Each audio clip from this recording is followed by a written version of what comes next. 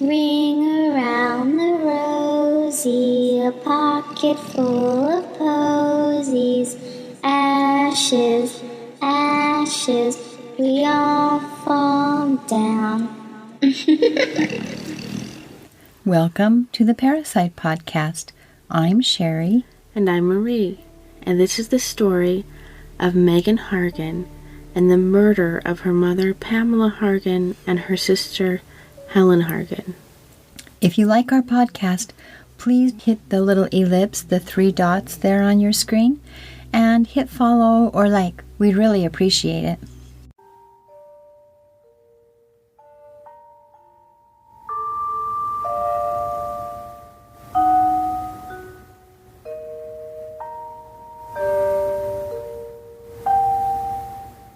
"63-year-old Pamela Hargan was a nice mom who happened to be a millionaire.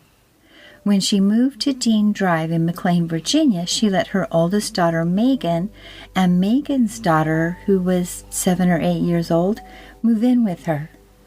Megan was married, but her husband, who was in the military, was out of the country, so living with her mom made life easier. Or at least that's what they were telling everyone. Steve and Pam Hargan divorced while their children were young. Pam moved her small family to Potomac, Maryland, where she got a job at Lockheed Martin. She was a good mom, and she worked hard to create a good life for her family. Her career took off, and she became a vice president. She subsequently joined the defense contractor SAIC as a vice president. She was able to provide very well for her family. In fact, she was very good with money and used her expertise to build an $8 million estate for herself. She was very generous with her girls and within the community. She sounds nice. She sounded like a really nice person, I thought. We don't have a lot of details about the background on this one, but there's a lot to cover. A childhood neighbor said Pam was very proud of her girls, and it seemed everyone got along fairly well. As I said, Pam did succeed in the public realm, climbing that corporate ladder with the best of them. And, as we all know, having a mom who has to work all the time means the older kids are pitching in and caring for their younger sibling. In this case, Helen. The only true problem pointed out by family was Megan. Megan and Pam had always had a rough relationship. Every child has a different relationship with their mother than the other siblings because some personalities mesh better together. But Pam would tell her own sister about how Megan was very resentful of her little sister. And Pam's sister also knew that Megan was kind of a butthead to her mom. Oh, what was she like? It sounds like she was very rude to her, very disrespectful, and really gave her a hard time most of the time. Okay, so not like rebellious? Probably rebellious. Oh, okay. Probably kind of what you think of when you think of a mom beleaguered by a daughter who can't behave. Okay. And what about Helen? What was she like? Well, Helen was a lot like her mother. She was pretty and smart. She double majored in mathematics and management science at Southern Methodist University in Dallas. She was very motivated to succeed. She made a really good friend in college named Erin. According to Erin, Helen was a very private, serious person, and Erin remembers how difficult it was to get to know her at first. Eventually, they became friends, and that was a friendship that was meant to last a lifetime. Helen was quiet, but she was positive and very motivated. Helen stayed busy in college. She worked as a waitress, carried good grades with her double major, studied a lot, took the time to hang out with her friends, and worked as a waitress. That's where she met Carlos Gutierrez. They fell in love despite the difference in their ages. Carlos was somewhere in his 30s, and as we know, Helen was in her 20s, early 20s. That is a big gap. It is, but it seems that she had a maturity about her that was very attractive to this man. Mm-hmm.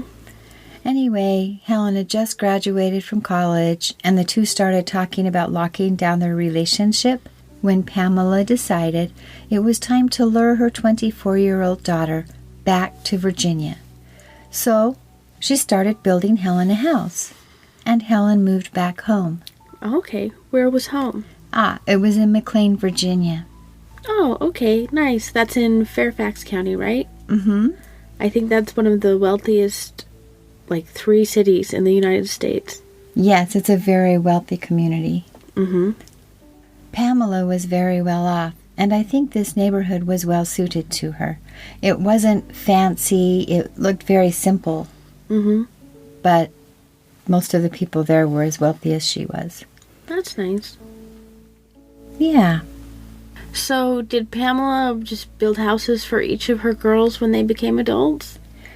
I'm not really sure how that worked. I'm not sure if she promised her daughters that she would give them a house when they graduated from college, or when they became a certain age, or if this was the first time she'd offered a house to someone.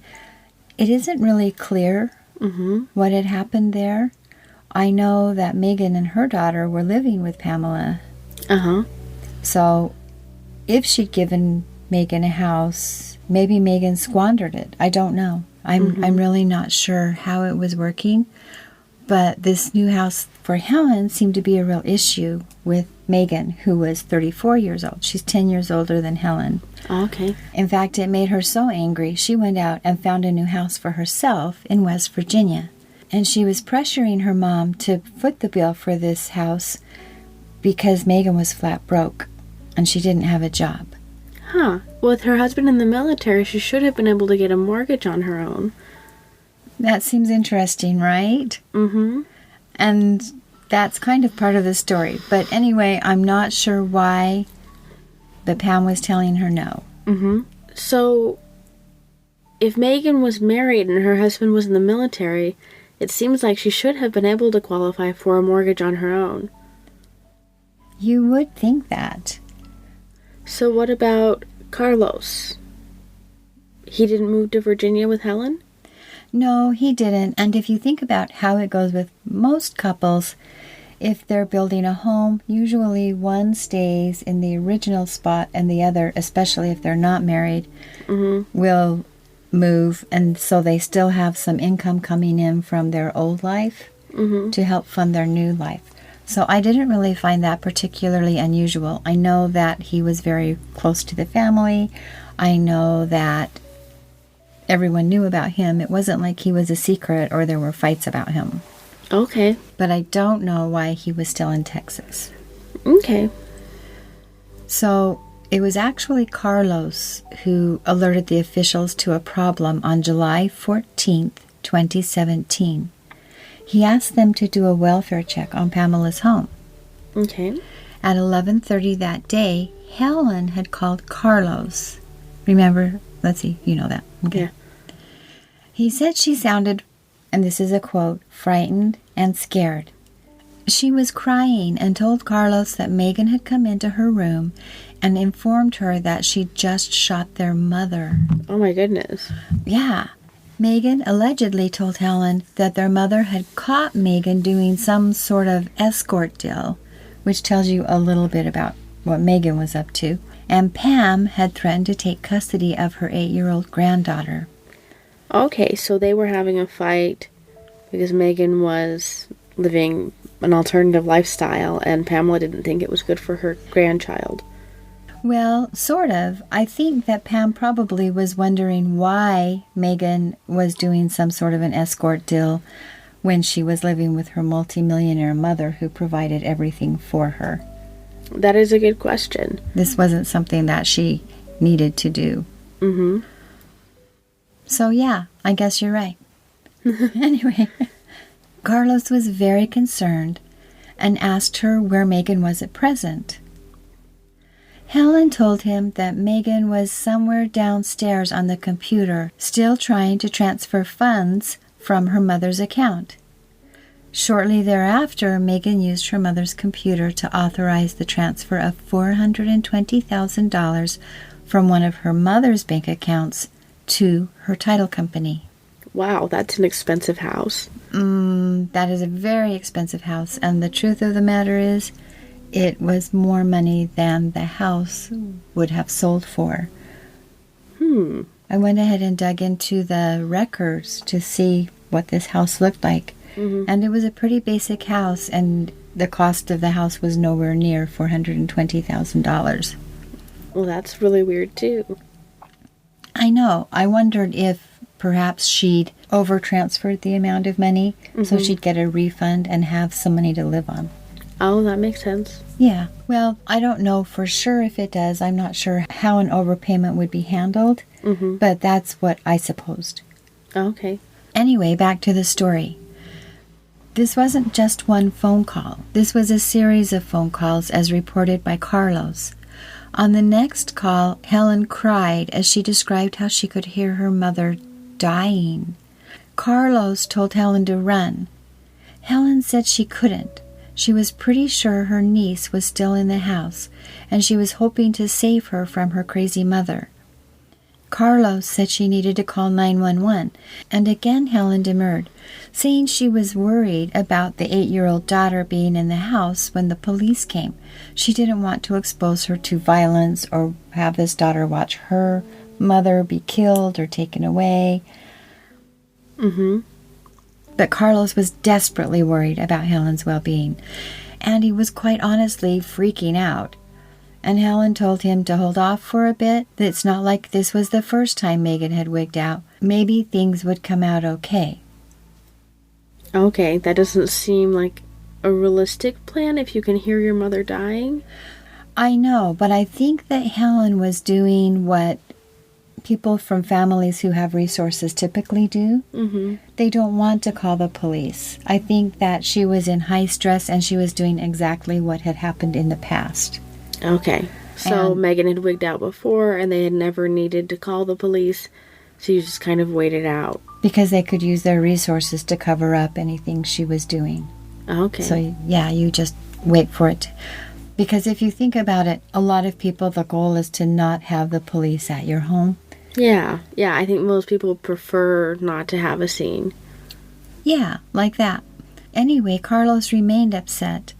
And Helen told him to try to remain calm and quiet and to just act normal for now, which again kind of indicates that she was doing exactly like she had done in the past in similar situations. But then she and Carlos lost connection. Carlos tried to call her back, and there was no answer. He called several times, and then, to his surprise, Megan picked up his call. Megan told Carlos that Helen couldn't come to the phone right now, that Helen and her mom had been in this huge fight, and now Helen was unavailable for calls. But she'd for sure let Helen know he'd called. Soon after, Carlos began receiving texts, purportedly from Helen, saying that everything was just fine, and reassuring him that she wasn't mad at Megan at all. But Carlos was pretty sure it wasn't Helen on the other end. He knew his girlfriend. He knew how she texted, how she said things, and these texts were not from her. Oh, that's sad.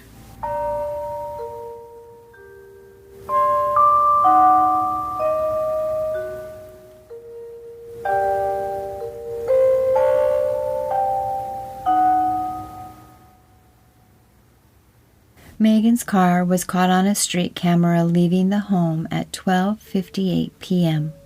She and her daughter were headed to West Virginia to take possession of her new home, the one Megan had purchased with her murdered mother's money. That's grim. Yeah. If she left with her daughter at 12:58, she must have had her daughter there during the murders? That's what it indicates. It's horrible. Agreed. That's probably one of the most egregious things she did.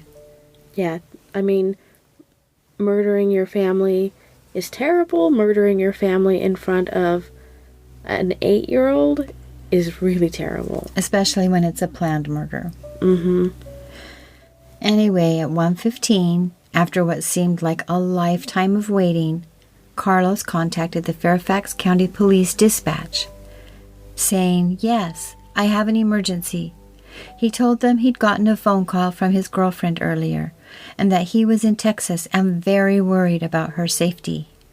Then he said, "My girlfriend won't answer the phone, and I'm thinking my girlfriend's life is in danger."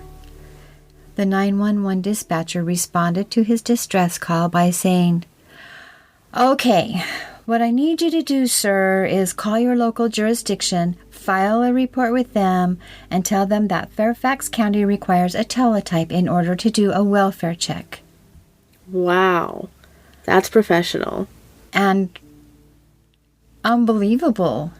Like, that doesn't make any sense. You call 911 and they say, "Okay, why don't you call someone else and file a report and then have something sent over in teletype," whatever teletype is. Like, if it's an emergency, the person will be gone by the time you get there. Exactly. So I listened to that actual call, and that is exactly what the dispatcher said to him. And Carlos was frustrated, of course. So Carlos tried harder with this person, saying, "I think this is life or death. I think someone might be dead." And the dispatcher replied, "Right, sir. File a report and have them send us a teletype." Wow. So, zero help. That seems really strange. Do you think they didn't believe him? I'm not sure. I don't understand what happened there at all. I know he was in Texas, but my heavens, he called saying this is life or death, and they said file a report and ask your people to call our people? Yeah, that doesn't seem right at all. No. About 15 minutes passed, and according to 48 Hours, Carlos called back. Maybe he'd done it wrong. He needed Fairfax County to go check on Helen and her mother. This is what he said. "My girlfriend told me that her sister killed her mom. Now my girlfriend won't answer her phone." This new dispatcher responded differently. She said, and I did hear this call too, "Okay, well, this is out of the blue. Your girlfriend is sitting in a house with a dead woman?" That also does not seem very professional. Are these 911 dispatchers or someone sitting at home eating a hot dog? Yeah, it doesn't make... Like, that's not how you respond to someone who's panicked. I couldn't believe my ears. If I hadn't listened to them myself, I would wonder if they were really accurate. Mm-hmm. But Carlos did affirm with a yes, and this dispatcher actually did her job. She sent some officers to the house. Well, I'm glad they finally went, but at this point, it's pretty late. Well, remember, this is 1:15. Mm-hmm. Carlos didn't stop there. He was determined to get help for Helen and Molly, and he wasn't confident the police were on their way. I wouldn't be. No, not at all. And he called Helen's other sister, begging her to travel to Virginia from a relatively nearby state. That sister had immediately headed to Virginia and contacted the police herself. Okay. That's probably smart. I think so too. The timeline gets a bit fuzzy here, and it might be that Carlos made that second call quite a bit later than his reported 15 minutes. Or maybe the emergency responders were slow to respond. Or maybe the dispatchers had to sit and process this out-of-the-blue news. But something's not right, because CBS News reports that patrol officers arrived at the Hargan house at 3 p.m. So, like, 2 hours later almost. Yes. I can't imagine what would take them an hour and a half to get there, especially if he said multiple times, "I think someone's been murdered."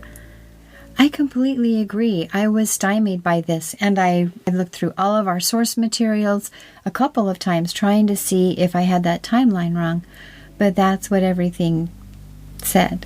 Mm-hmm. Now keep this in mind. They showed up at 3 p.m. in response to a call placed by Helen's boyfriend, Carlos, that Carlos says occurred at 1:30 p.m. If anyone has information to help us clarify this, reach out and let us know what happened here. Yeah, I would love to know why that is. Me too. When they finally came, the police arrived in force and ready for anything.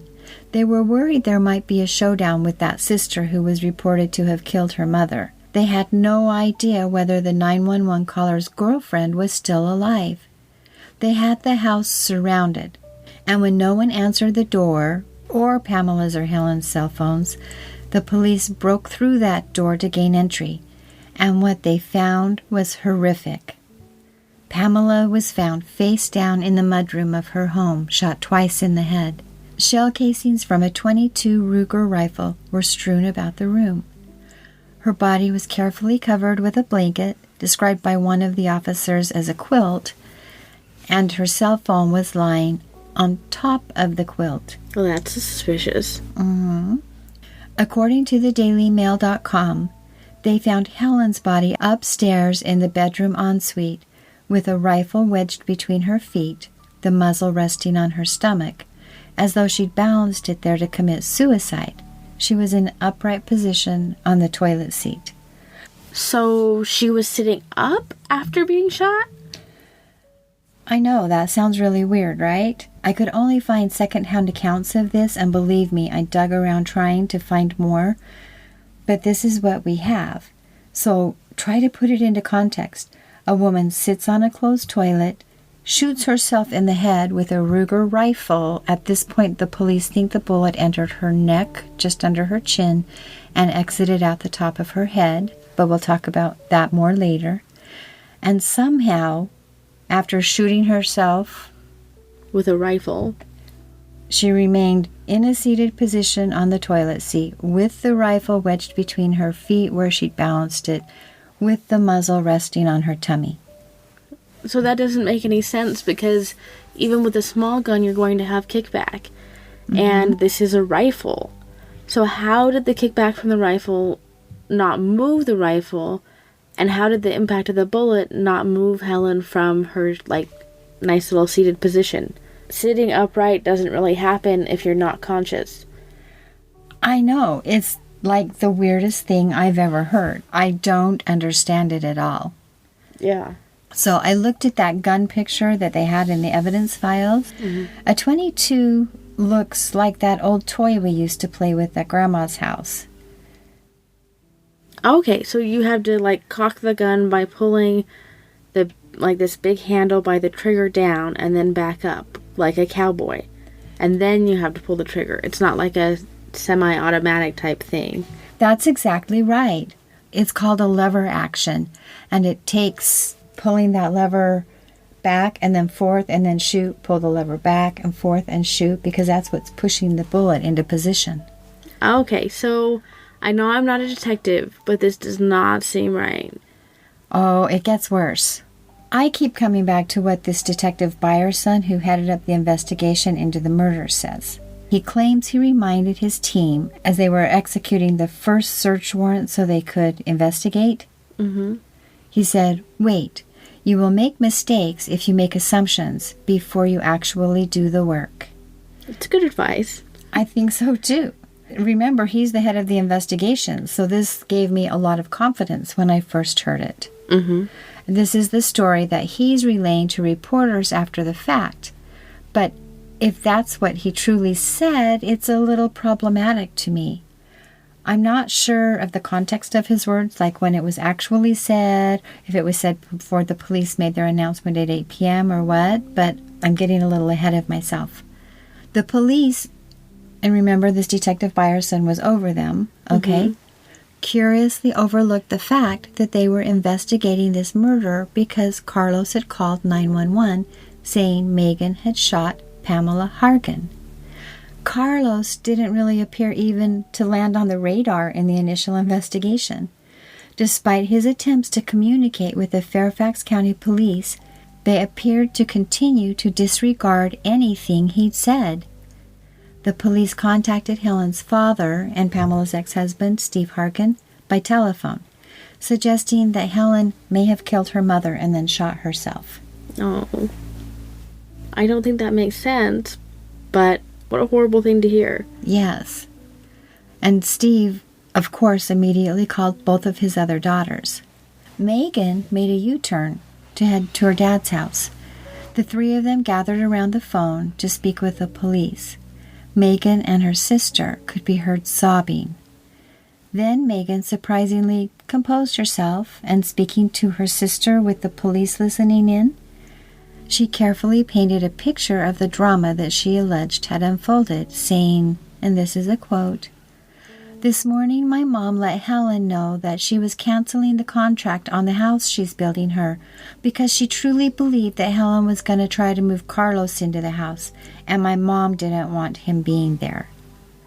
Megan docilely described how she and her daughter had left the home at about 1:30 that day to get away from the vicious argument that had ensued, and how Helen was way beyond upset. Megan then added, "Helen has been so angry, like just so angry all the time." She embellished her story with mentions of how Helen had been depressed lately, and that she often expressed suicidal ideations, which no one had ever claimed before, and that she had never dreamed that Helen could do something this terrible. She wound up her story with, "I just don't understand why. She could have had the greatest life ever." It just all feels very insincere. And terrible, and this is where it gets really crazy. So remember, Carlos called Fairfax County 911 at 1:15. They blow him off, and he ends up having to call back and ignore the time gap for now. He says, "My girlfriend Helen called me crying and saying her sister Megan just killed her mom, and now I can't get hold of her." That is a quote from the 911 call. Okay. The police show up at the home. They find Pamela dead. They find Helen dead. And they interview Megan and decide she's their most reliable source. That's so odd. She should have been an immediate suspect. Exactly. But what did she tell them? Well, first she'd shared that conversation with her sister with the police listening in. Mm-hmm. In her personal interview, she started by saying, "I love Helen, but something had really changed in her over the past couple of months." Then Megan helpfully described how Helen had been a problem for a while, saying she wants nothing to do with the family. She just wants to be off on her own. Megan also mentioned the home she was in the process of purchasing, that she had just finished purchasing that day. In fact, the deal was supposed to have gone through yesterday, the 13th, but it wasn't finalized until the 14th, and she was very excited to be moving to West Virginia. I think the police probably, in the proper course of investigation, should have told her, "No, you're not." They should have told her to stay in town, right? Well, they decided she was right. It was a suicide because she'd said so. So perhaps there wasn't a problem with that. Anyway, she was there in Virginia in the moment, so maybe they didn't think about it. Okay. So continuing their investigation, the police found the neighbors to be friendly but not extremely helpful. None of them were really friends of the family. The Hargans were relative newcomers to the neighborhood. They'd only lived there for a couple of years. The neighbors expressed regret for not being a little more neighborly, admitting that in today's world everyone in the neighborhood seemed to be a bit isolated, a bit distant from their neighbors. As far as they knew, Megan and her little daughter lived with Pamela because Megan's husband was in the military and on a special assignment. Here's that husband again. Mm-hmm. It must be some kind of assignment because she lived with her mother for several years. This husband was supposed to return soon. In fact, Megan had told everyone they were in the process of purchasing a home in West Virginia. Yeah, the husband seems very strangely absent, given that her mother was murdered when he was supposed to be coming home anyway. Which is really odd over the years. That is very odd. But the police also, in their investigation, found a book with passwords to all of Pamela's financial accounts in the basement of their home, on a shelf. It wasn't part of their search warrant, but they did take a photo of it at the time because it was so unusual. Okay. Well, by 8 p.m., the investigation was complete. The police, inexplicably relying on Megan to get their story, and concluded that Helen had turned the gun on herself after shooting her mother. And the Fairfax County Police spokesman made a public announcement. This is that announcement at 8 o'clock that I was talking about earlier, telling the media what had already been shared with the Hargan family. This was a murder-suicide. Helen had murdered her mother and then killed herself. It was literally an open and shut case. The media ran with the story, flashing photos of a pretty, pretty blonde with cherry red lipstick and her beautiful mother. It was unimaginable. Yeah, for a good reason. Right. But it sold a lot of copy, and it seemed so different from most parricides that people typically heard about. Yeah, this really isn't making sense. It's reminding me of that Scott Moody story that we covered in episode 14, Murder, Money, and Cows, because the story just doesn't add up. I know. This one does seem to be filled with those inexplicable decisions by the investigators and nonsensical theories about the suicide that work to shoehorn evidence into their implausible conclusions, right? Yeah. But it gets worse.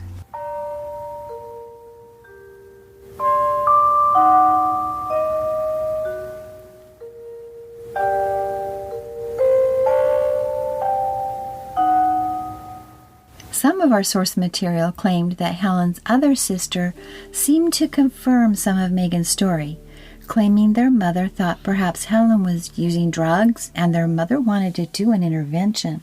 Oh, that is surprising. Yes, it is, and I thought, well, maybe this is why the police lent more credence to what was being said by Megan than Helen at that point. But I don't know, I wasn't able to confirm this information. Okay. So there was a detective at the scene named Julia Elliott. She told reporters at CBS News after the fact that she'd found some concerning anomalies in the evidence. First, Pamela, the mom's cell phone, and these kind of blow my mind. Maybe I'm missing the point somewhere, but let's see if you see it the same way as I do. The placement and location of Pamela's cell phone was unusual. Here is the quote from Detective Elliott. "It's lying on top of the pool of blood in the blanket. It certainly wouldn't fall on top of the blanket and on top of the blood once you were already covered up." Why are you laughing? I think that's pretty obvious and a good reason for them to question the murder-suicide idea, because obviously someone needed to text from that phone after Mom had died. Yes, I think that's true, but isn't it even more obvious that the blanket was placed there over the dead person? That's a good point as well. I was like, okay, the cell phone seems to be an interesting aspect of it, but the fact that the blanket was over the dead woman as she was face down on the floor suggests a lot of placed by someone else. Detective Elliott also noticed while examining Helen's death scene that there was very little blood on the rifle. On the rifle that she supposedly shot herself with? Yes, that would have been down below her because remember, she was in a seated position even when they found her. And there should have been some blood on her already if she just killed her mother. Yes, I would say so too. And I mean, this bathroom was predictably covered in blood, but there was very little blood on that rifle itself. Yeah, that doesn't make any sense. Right. Gravity and common sense say this is a really weird scene, right? She doesn't mention it in the interview with CBS News, and I'm simply playing junior detective here, but the rifle had Megan's fingerprints on it, but they did not find any of Helen's fingerprints on that gun. Okay, so I understand that in a murder-suicide investigation, which they decided this was really quickly, they don't, or they might not take fingerprints on the gun, and at least not immediately.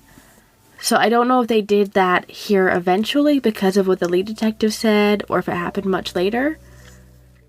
But, I mean, it makes sense that Helen's finger marks wouldn't be found on the rifle, given that we know this was definitely not a murder-suicide. Right, but it makes no sense to find no fingerprints on the rifle after a murder-suicide and go, this is absolutely a murder-suicide, let's go announce that to the public. You're right. Third was Helen's cell phone. Helen's phone was found on the bathroom countertop next to the toothpaste, which seems logical. They knew that she'd called and texted Carlos that day. What didn't seem logical was that the cell phone was completely devoid of fingerprints. Again, none. Again, Detective Elliott speaking said, quote, "What we found was what looked like swipe marks, as if someone had taken their hand and wiped off the front of the screen." Yeah, that doesn't seem suspicious, right? Not at all. So the lead detective told his team, don't make assumptions. One of the detectives on the scene is reportedly noting these peculiar anomalies in the evidence, we assume, based on her media interviews. Yes, and we realize those are after the fact, but it sounds like that was in the moment for her. Yeah, which makes it even stranger that this was deemed a murder-suicide by 8 p.m. the same evening. I know. Like, why didn't she say something? And did she say something? Because there seems to be a lot to this mystery, but they announced it was a murder-suicide at 8 p.m., like you said. They also conducted gunshot residue tests on Megan's hands at some point, which is really kind of odd for a murder-suicide. So even though they made that decision and made that announcement, they were checking the rifle bag for DNA, which, by the way, only tested positive for Megan's DNA. They checked the rifle for fingerprints, and they checked the cell phone for fingerprints. There were none. They did take a lot of steps in the right direction, which makes me wonder if there was internal conflict in that investigation. Yeah, it sounds like at least somebody thought there was more to the story, which is a good thing. Well, it sounds like two somebodies. They spoke after the fact, so you can't say that for sure. But it does seem that they were trying not to be insubordinate, but they were saying, hey, there's something here maybe you should look at. And even if you look at the context of what that lead detective said, slow down, it sounds like someone else was not slowing down. Yeah, someone was rushing it. Right. But anyway, this is what we know about the murder scene and what we know about how the investigation proceeded and was then concluded. The bodies were sent for autopsy. The police filed their reports. The media had a bit of a heyday, and Megan quietly packed up her things and prepared to move to her new home in West Virginia. So there was another sister. Was she the oldest sister? No, Megan was the oldest sister. The other sister is the middle sister, the middle daughter. Okay. And what did she think about this? Well, there's not a lot of information in the media about her other than she may have confirmed some of what Megan was saying during that initial phone call. But this sister didn't really appear to speak to the media or really do anything but avoid cameras when they went to court. Okay, so then I guess we just respect her privacy until she decides she has something to say. Agreed. The loss she and the rest of this family has been through is horrendous. I know our hearts both go out to them. It's very hard, and I think that your privacy can be hard won in this situation. Right. So, what did the autopsy say? Well, Pamela's autopsy said she had been a victim of a homicidal shooting. As expected. Right, with that blanket and that cell phone there. But here's the unexpected. Well, sort of, if you listen to all of the media reports. What had looked like Helen putting the gun under her chin and shooting the rifle was actually a reverse of the actual story. The bullet had entered her skull from the top of her head and had exited through her neck. Oh. Yeah, so the rifle had been held in a fairly vertical position above Helen's head when she was killed. The trajectory of the bullet indicated the rifle had been held vertically, pretty much a 45-degree angle. That is so sad. So her sister must have had her already sitting on the toilet before she shot her. Because how else was she getting a rifle on top of someone's head? Or sitting somewhere. Yeah, sitting somewhere. That's right. Maybe not in the bathroom. Right. But this still kind of harkens back to Scott Moody. You're right, Scott Moody. Except the detectives in this case did not double down on their theory. The investigation, when they found the trajectory of the rifle shot and the entry of the rifle shot, was back on. They actually put in some more police work and found out some new things. That's good. I'm glad that they got back to work. I know, right? The police began wondering where that rifle came from. Megan told the police that it was her husband's. She'd been storing it in her mother's house while she lived there.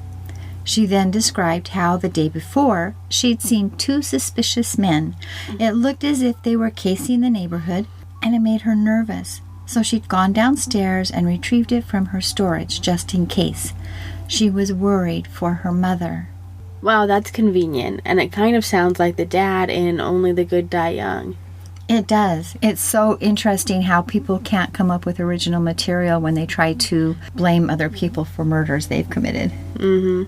Anyway, the police, who listened so closely to Megan's completely believable story just a few days earlier and had publicly declared all of this a murder-suicide, they took that closer look, and they learned that Megan hadn't really been completely forthright with them.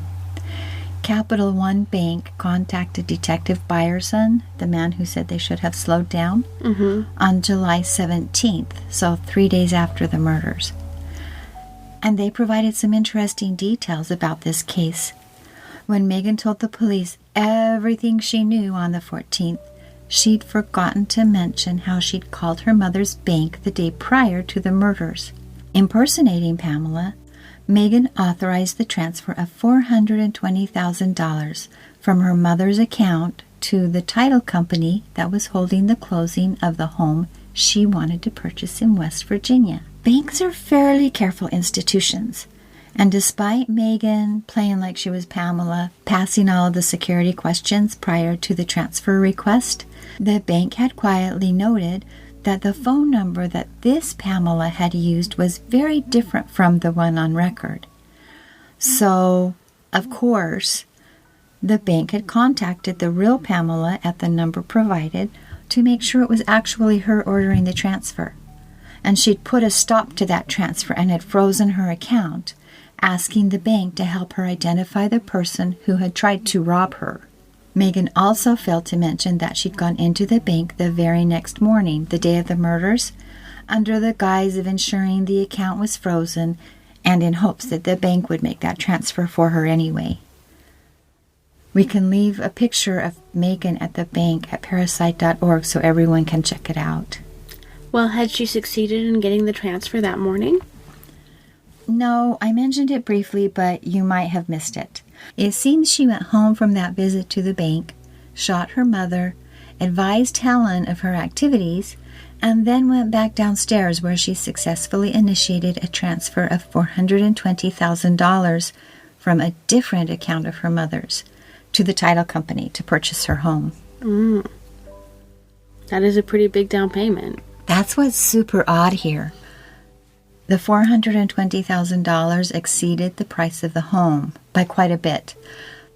I went through and did a search of that home, and that home would have been completely paid off and then some. Megan didn't have a job and didn't even have $30 in her bank account at the time. And without her mother's money, she wouldn't be moving to West Virginia. And I think she over-transferred an amount so that the title company would rebate her some of the money, and she'd have living expenses for about a year if she lived really, really well. Wow, that's sad. I know, right?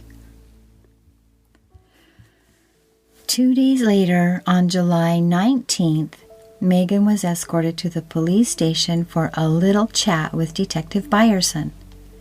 That little chat wound up lasting 4 hours, and Megan ended up confessing to what the police could already prove, that she'd been the one who had tried to steal the $420,000 from her mother's account to purchase her new home. But she adamantly denied killing her mother and sister. And when the police pressed her, she said, "Just blame me. That's fine. There's nothing. Just blame me." So I don't think she thought there would be enough evidence to actually show that she did it. Oh, okay. Yeah, that's a very petulant response. It is a petulant response, and probably one that had worked in the past. When people would confront her, she'd say, "Just blame me," when she knew she'd done it. Yeah. But anyway, the police were on to Megan now. It took them 16 months to cross all of the T's and dot all of the I's, but eventually their investigation was complete. When they went back to the house with a search warrant, Pamela's book of passwords had disappeared from the basement shelf. Oh, that's suspicious. On November 9th, 2018, they headed out to arrest Megan. So remember, this is over a year later, and they're going to Megan's new home that she's living in with her daughter and purportedly her husband. But I'm not sure he ever lived with her there. Okay? Because she was now called a 35-year-old single mother. So I'm not sure if the husband had ever reunited with her. Okay. Okay? So, were we able to find any evidence there was a husband out there somewhere? You were really smart to pick up on that.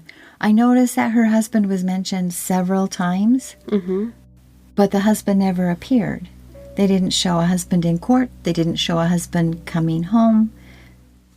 It was really odd. So I did do a little digging, and there was a husband. She married him when she was fairly young, and he is the father of her little daughter. So yes, there is definitely a husband. Okay. So he was around, but maybe by the time he got home, this was all happening and he wanted nothing to do with it. Or he was already in West Virginia, living there, and she wanted to go down there to be closer so that their daughter could see him. Maybe. Or, but that seems like a plausible explanation. I'm not sure what her motive was for moving to West Virginia.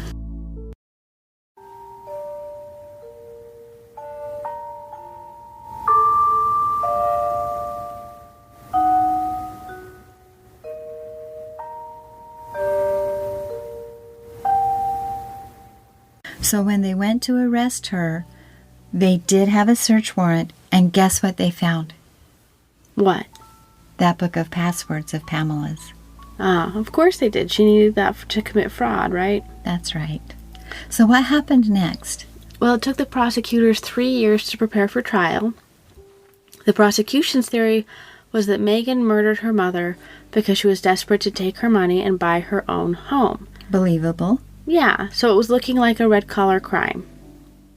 It does. For those of you who don't know what a red-collar crime is, it's a subgroup of white-collar crime in which the perpetrator uses violence to avoid detection or prosecution. Exactly.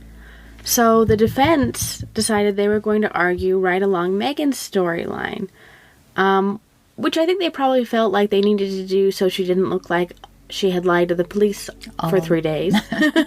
Yeah. Yeah, because it kind of makes your client look bad if the first thing they do is lie to the police, right? Yes. So their story was basically that Helen was angry and unstable, and she had murdered her mother as they fought over Carlos, and then she just went and shot herself. But wait, how? How does one shoot oneself in the top of the head with a rifle while sitting on the toilet? But you already know the answer to that one. Again, go listen to Murder, Money, and Cows. Very true. So we have a second alleged parricide offender who has performed an acrobatic feat by shooting themselves in the head using a rifle held at an impossible angle and then pulling the trigger with their toes. Except in this case, there isn't an entire cadre of dishonest men behind it, so it's a very different story. The police got it together and said, yeah, this was Megan. But the defense argued that the prosecution got the facts wrong. They alleged the autopsy itself was wrong, and Helen had in fact put the gun under her chin and shot the weapon into her skull, pressing the trigger with her toes. Again, really unlikely, but then they add an additional caveat that makes it impossible. They said she was wearing socks, which is why there was no fingerprints on the murder weapon. Okay, wait. So their argument is she shot herself at the site that the bullet actually exited her body, as shown in autopsy, and the rifle had none of her fingerprints on it because she was wearing socks and shot herself by pulling the trigger with her toes. So by extension, was she shooting her mom with her toes and then carrying the rifle up the stairs with her socked foot? That is a good question. And then also she must have positioned it under her chin with her feet because there were no fingerprints not only on the trigger but also on the barrel. So that's just altogether a very interesting visual, right? And this is that lever action. This isn't an automatic. Yeah, so it seems like it would be very difficult, but we try not to critique the attorney's arguments too much. So I guess I will just say yes, it appears that is the argument. Okay. And second, we need to remember that in a murder trial, the burden of the defense is on the prosecution, which is why some trial lawyers believe that the less that is said by the defense, the better. That seems wise. Mm-hmm. Because it's very easy to fall into this trap where you look a little silly. Mm-hmm. And you don't have to provide an alternative story. You just have to poke holes in their story. Very true. So, after a 3-week trial, it took the jury less than 2 days of deliberating to deliver a verdict. Megan was convicted on both counts of first-degree murder and 2 counts of firearm use on March 28th, 2022. That was recent. Mm-hmm. The jury recommended a sentence of life in prison without parole for each count of murder. Is that what the judge ended up sentencing her to? Well, her sentencing date was set for October 28th, 2022, but on November 9th, Fairfax County Judge Brett Kasabian vacated Megan's 2 first-degree murder convictions. Seriously? On what grounds? Well, according to Bruce LaShawn of WUSA 9, one of the jurors did a bad thing. Oh, no. Mm-hmm. So jury instructions very clearly state members of the jury are to listen only to what the witnesses and attorneys say during the trial. This is a common jury instruction. Because they don't want jurors playing junior detective, going around trying to investigate the case on their own. That makes sense. That's why a lot of lawyers have a hard time with the movie 12 Angry Men. Running around and doing your own investigating is not actually being a good juror. True. But in this trial, there was one juror, Tasha, who ignored the admonishments of the judge. She'd been listening carefully to testimony and trying to wrap her head around how Helen could possibly have come to shoot herself, given the entry position and trajectory of the bullet that killed her. She went home one night, pulled out her own rifle, and tried to maneuver it with one hand. Oh, no. Yeah, she tried this for a while, trying to figure out how Helen could have shot herself with a heavy rifle at a vertical angle based on the coroner's report on top of her head. She also messed around with whether Helen could have shot herself without leaving any fingerprints on that rifle. Wow, she was pretty thorough. She was, and I think this is a natural instinct for somebody who has a rifle at home to go home and go, is this possible? How did this happen? Right. Yeah, but again, jurors are not supposed to do this. But she decided that there was no way Helen Hargan had killed herself. She apparently shared the results of her research with the jury during deliberations. And behavior like that is what gets convictions overturned, which is exactly what happened. Oh, wow. So, because jurors are specifically told not to conduct personal research but to listen carefully to what is presented by both sides in the courtroom, the judge had to overturn Megan's conviction.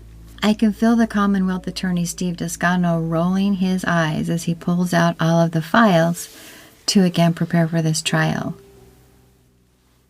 Yeah, it's hard, and it's frustrating because there's no guarantee they will get the conviction again, much less the same sentence.